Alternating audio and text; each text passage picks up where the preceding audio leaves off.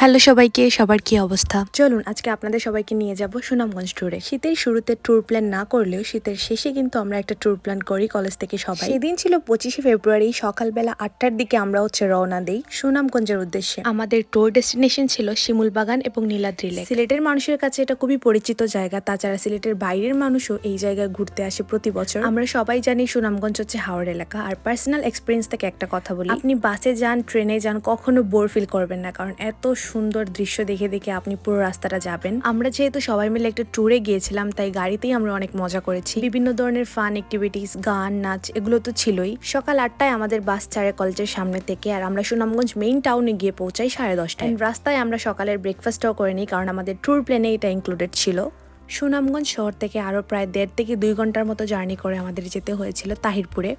যাওয়ার সময় আমরা একটু বোর ফিল করিনি, আমরা অনেক মজা করে গিয়েছিলাম গাড়ির মধ্যে। আমাদের মনেই হয়নি যে আমরা 3-4 ঘন্টা জার্নি করে আমাদের ডেস্টিনেশনে পৌঁছলাম।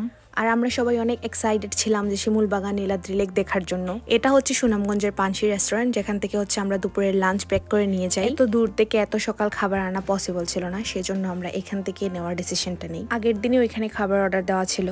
ওইখান থেকে খাবার দাবার প্যাক করে আমরা আবারও চলে যাই আমাদের ট্যুর ডেস্টিনেশনের দিকে। আর যেতে যেতে এত সুন্দর জায়গা চোখে পড়ছিল, মনে হয়েছিল শুধু বাইরে তাকিয়ে থাকি। যখন আমরা তাহিরপুরের কাছাকাছি চলে আসি, তখন এত সুন্দর সুন্দর পাহাড় দেখতে পাচ্ছিলাম, মন চাইছিল এগুলো ছুঁয়ে দেখি। আমরা একজন আরেকজনকে ডেকে ডেকে দেখাচ্ছিলাম যে দেখো কত সুন্দর পাহাড়। আর আমাদের টিচাররা বলছিলেন যে নীলাদ্রি গেলে এগুলো ছুঁয়ে দেখতে পারবা। 3-4 ঘন্টা অনেক মজা করে জার্নি করার পর আমরা আমাদের ডেস্টিনেশনে পৌঁছে যাই। এটা হচ্ছে তাহিরপুরের জাদুকাটা নদী, যেটার উপর দিয়ে আমরা হেঁটে যাচ্ছি এখন। নদীতে পানি নেই, সেজন্য এখন হেঁটে হেঁটেই যাওয়া যায়। খানিকটা জায়গা আমাদের নৌকা করে যেতে হয়েছিল, খুব বেশি জায়গা না। আর এই হেঁটে যাওয়াটা আমরা অনেক এনজয় করছিলাম। অনেক দূর থেকে শিমুলবাগান দেখা যাচ্ছিল, আর আমরা ভাবছিলাম আমরা কখনো এখানে যাব। যারা কিনা এখানে গিয়েছে তারাই বুঝতে পারবে যে এটা কত সুন্দর একটা ফিলিংস, যখন কিনা আপনার সামনে বাগান আর আপনি এক পা করে হেঁটে যাচ্ছেন, আর বাগানটাও আস্তে আস্তে কাছে আসছে। মানে এটা অদ্ভুত সুন্দর একটা ফিলিংস। পুরো নদীতে পানি না থাকলেও কিছু জায়গায় একটু পানি ছিল, তো আমাদের ওই জায়গাটা নৌকা দিয়ে পার হতে হয়। তো আমরা সবাই মিলে একটা নৌকায় উঠে পড়ি। আমার অনেক ভয় লাগছিল, কারণ আমি সাঁতার জানি না। তো আমি ভাবছিলাম যদি আমি পড়ে যাই, আমি আমার ফ্রেন্ডকে অনেক শক্ত করে ধরে রেখেছিলাম।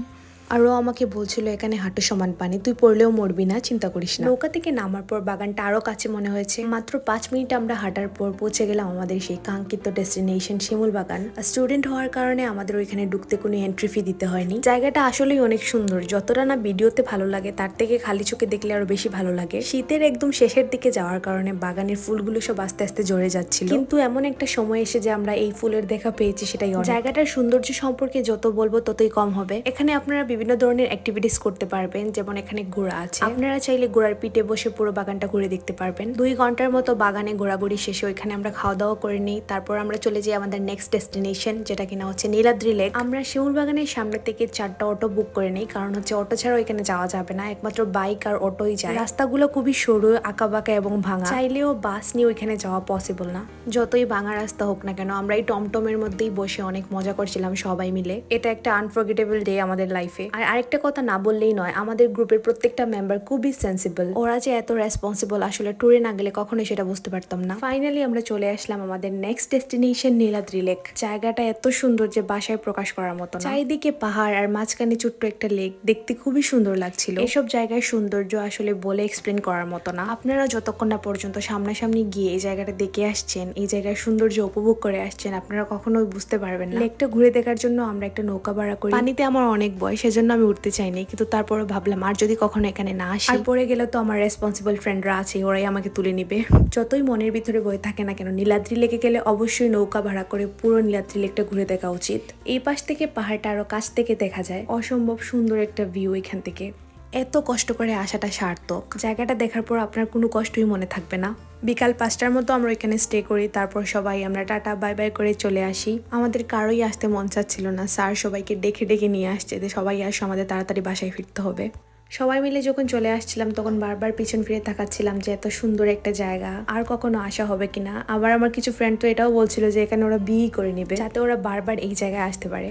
পাহাড় দিয়ে উঠে আবার পাহাড় থেকে নামার ব্যাপারটা অনেক ইন্টারেস্টিং, কিন্তু এখানে অনেক বড় বড় পাথর ছিল, তো খুবই সাবধানে নামতে হয় সবাইকে।